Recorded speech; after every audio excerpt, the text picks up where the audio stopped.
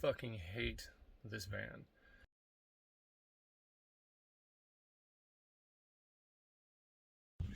Okay, good morning.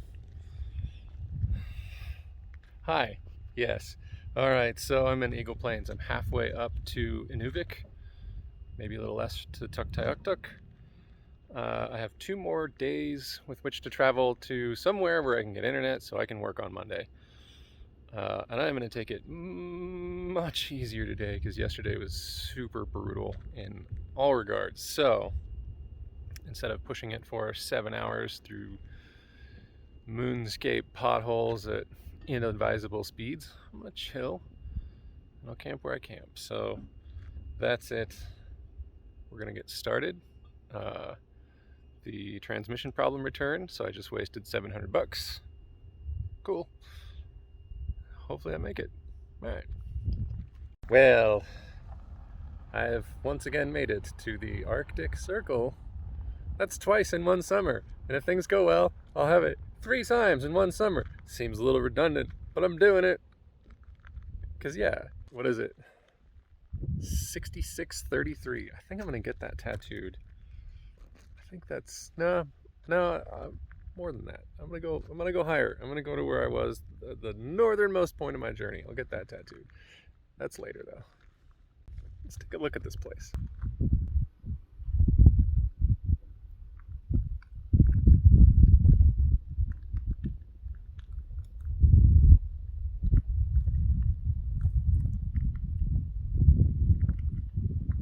Every hill on this road reveals another incredible vista.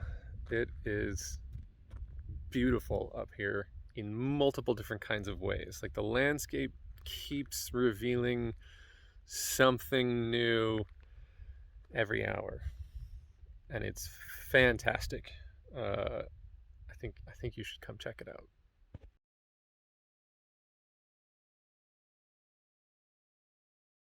All right, well, since I've owned this van, there have been a trio of dashboard light faults that have plagued me fucking forever. One is the water and fuel light. Like, oh no, you have water in your fuel, which apparently in these is like, you must stop driving immediately. Like, it can't handle, it'll blow out the injectors. The other 2 are both related to the mass airflow sensor. A long time ago, I figured out that those share a common power source. So when these lights go off, I know it's one of 2 connectors or 1 fuse, generally speaking. That just happened here at the Arctic Circle as I went to leave. So now I am taking electrical stuff apart, which is always what you want to do in the middle of nowhere.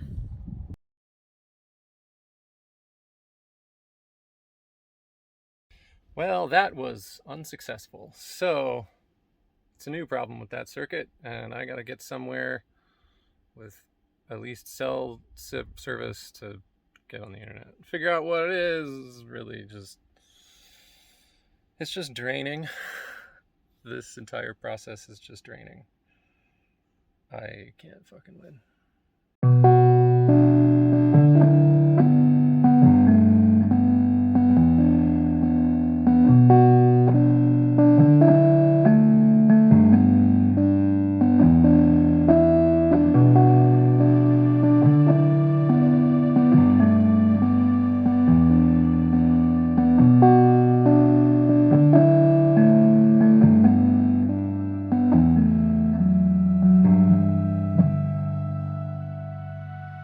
Well, I've made it joylessly to the Northwest Territories.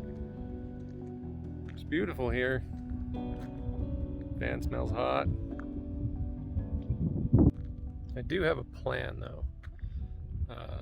That plan is when I get to cell signal and I can make sure I'm jumping the correct wires, I am going to bypass all of the question marks and wire power straight from a known good power source over to the sensors that need it so the van will run correctly. Which is going to be a total band-aid. The biggest question is whether I have like a fuse block that I can use, otherwise it's that's not good, you know, like that's fire waiting to happen. But if I do have a fuse block, then I can just pull 12 volts from anywhere that the vehicle is putting it out and run it over to that sensor bridge connector on both sides, and that'll be that. And then fingers crossed, my van will run terrifically and I won't have the check engine light, the weird fueling, and the water and fuel light on. Cool.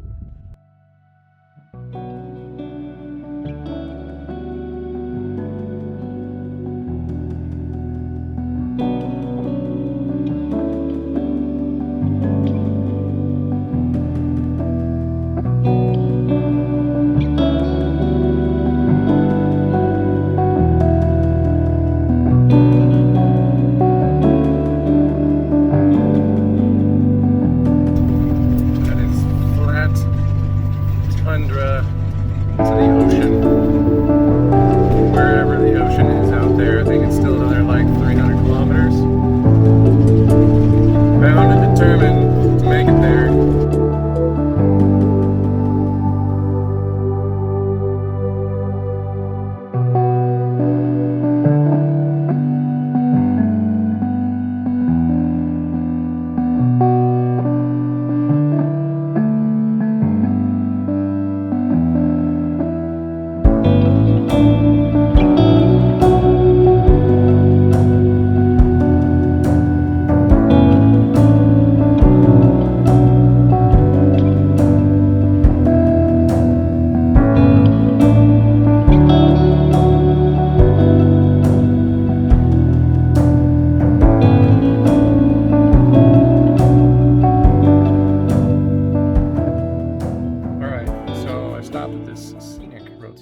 Because I could get 4 bars of 4G, which means I could get internet, which means I could download the wiring diagram, which means I could figure out that it is the black and white wire indeed that needs 12 volts that doesn't have it.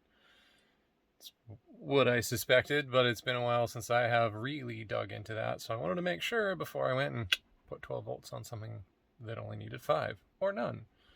Anyway, I'm going to drive about half hour up the road because this spot sucks. It is... I mean, it's okay, but it's full of trash. It's right by the road, and I keep getting dusted out. So half an hour up the road, there is a pull-out of some kind that apparently is very nice. So I'm going to pull over there, let the dog out, run around, and try and fix my van. One of the reasons I didn't want to pull all the way into that spot that we were just in is because I'm like, there could be some stuff in there. I didn't want to get a flat tire. I got one anyway. Cool.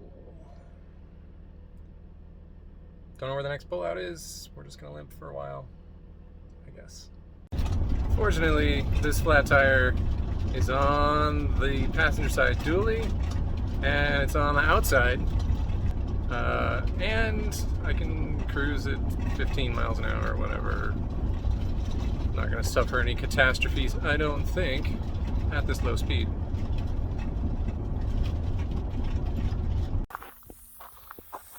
RIP my contact cleaner. Just fell out of the truck when I was getting out to fix a flat tire, and it popped and sprayed everywhere. So now I don't have any more electrical contact cleaner, which is the thing that I was using a lot to try and fix the van. I don't really want to change a tire right now. I would rather do that on firm ground as opposed to a dirt road, which is pretty firm, but you know, last thing I need is a van falling off the jack in the middle of nowhere. So I'm gonna get out the tire repair kit and try and patch this, at least plug it up till I get to somewhere solid, and then I'll change it out for one of the spares. Step 1, find the hole, make it worse.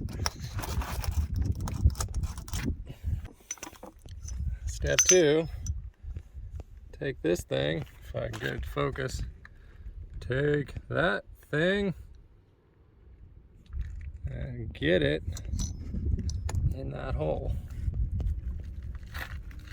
Yeah.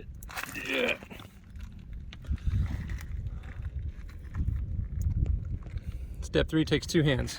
I gotta pull it back out while I hold down on that. And there's my plug. And hopefully that holds air. If not, I gotta change the tire, and that's gonna suck. And good.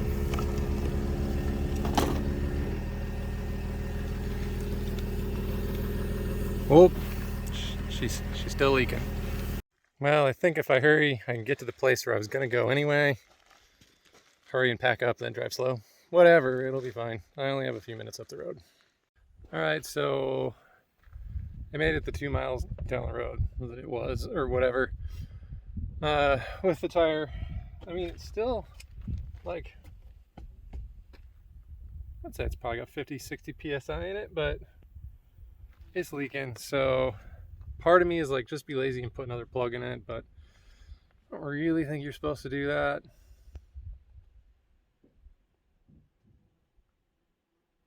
So I'm just gonna change it. I'm just gonna change it so I don't have to sit here and be like, is it leaking again? This way I don't have to care because there's a fresh tire on it. It's cool. My tools are all the way up there on the floor.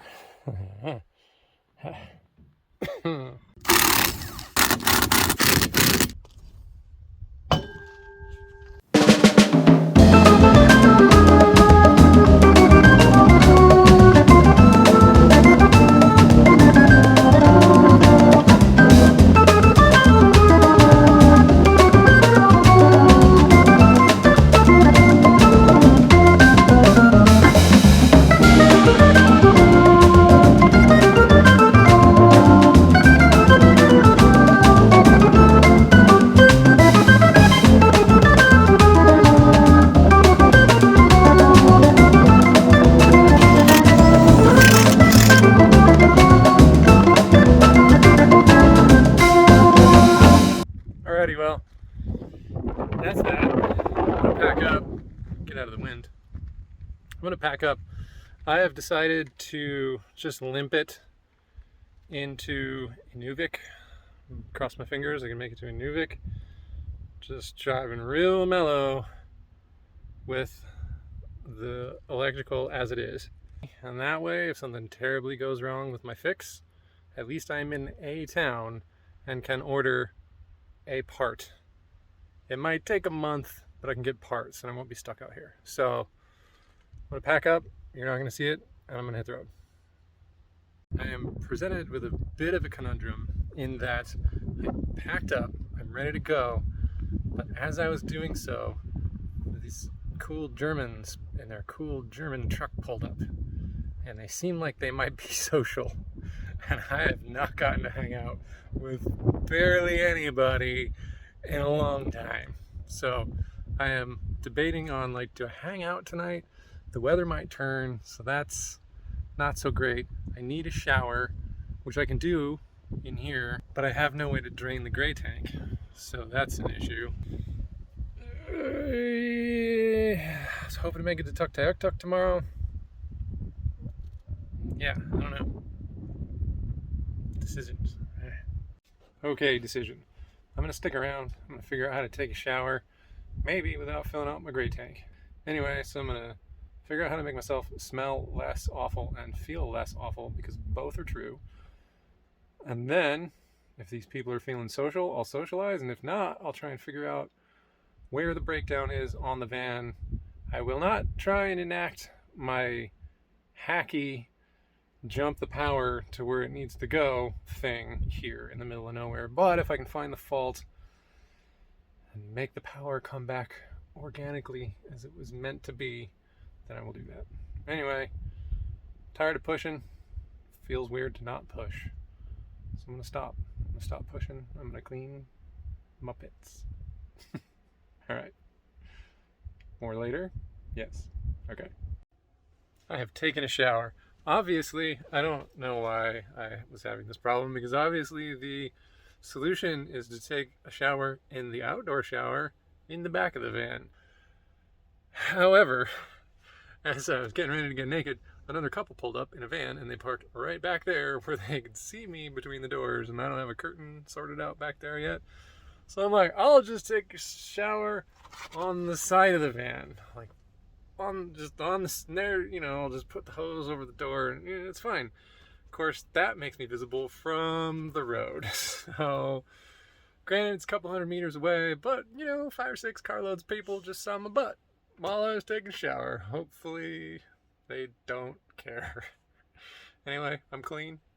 I'm gonna go meet these people. I'm not gonna put it on camera because I'm shy like that. Alright, well, that was awesome. Delightful people. A Swiss woman, a Scottish man who's grown up in Brazil, and 2 Germans. 2 of them, the Germans, of course, are in a very large, awesome off-road vehicle, and the Swiss woman and her partner are in a tiny little VW camper, which, admittedly, I am jealous of both. So, my van is awesome, but wow, what a piece of shit. Oh well, whatever. I'm gonna eat some dinner. I'm gonna put this down. I'm gonna make this the end of the day here in this campsite, wherever I am in the Northwest Territories. Did not make it to my destination, but I am glad that I'm stopped. It's been a long time since I've hung out with people, and that was fun. All right, good night.